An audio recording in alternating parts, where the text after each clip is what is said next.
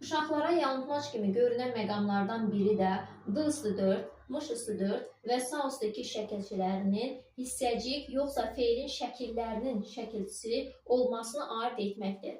Bunu asan ayırd etməyin iki yolu vardır. Birinci və ən asan yolu odur ki, bu şəkilçilər feilin şəkillərinin şəkilçisi olduqda birbaşa feilin başlanğıc formasına əlavə olunur.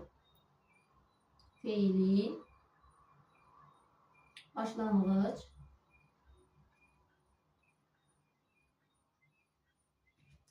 formasına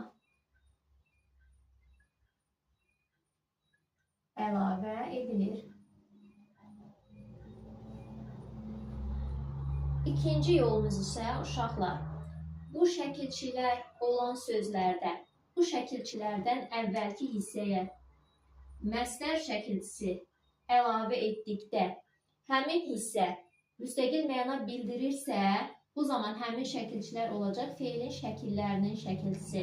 Yox, bildirməyəcəksə, yəni məna pozulacaqsa, bu zaman həmin şəkilçilər olacaq hissəcik.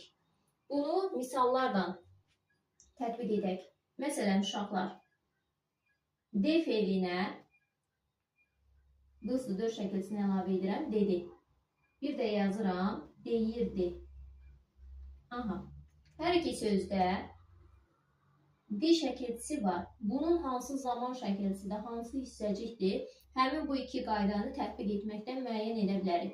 Birinci qaydamızı tətbiq edək və feilin birbaşa başlanğıc formasına əlavə olunanlar feilin şəkillərinin şəkilçisi olacaq dedik.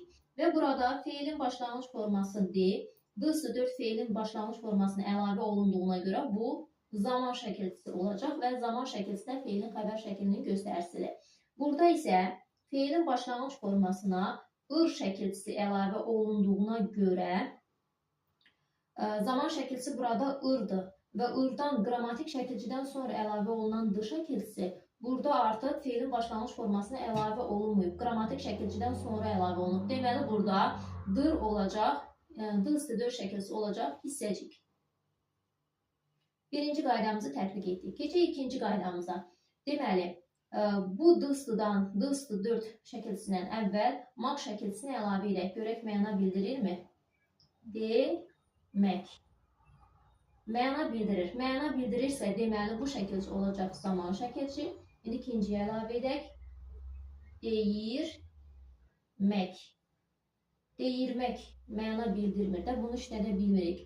İkinci qaydamızda yenə tətbiq etdikdə müəyyən olundu ki, yenə D üstü 4 şəkilçisi burada hissəcikdir. Eyni qaydanı uşaqlar digər şəkilçilərə də tətbiq etməklə həmin şəkilçilərin hissəcik yoxsa feilin şəkillərinin şəkilçisi olduğunu asanlıqla ayırd edə bilərsiniz.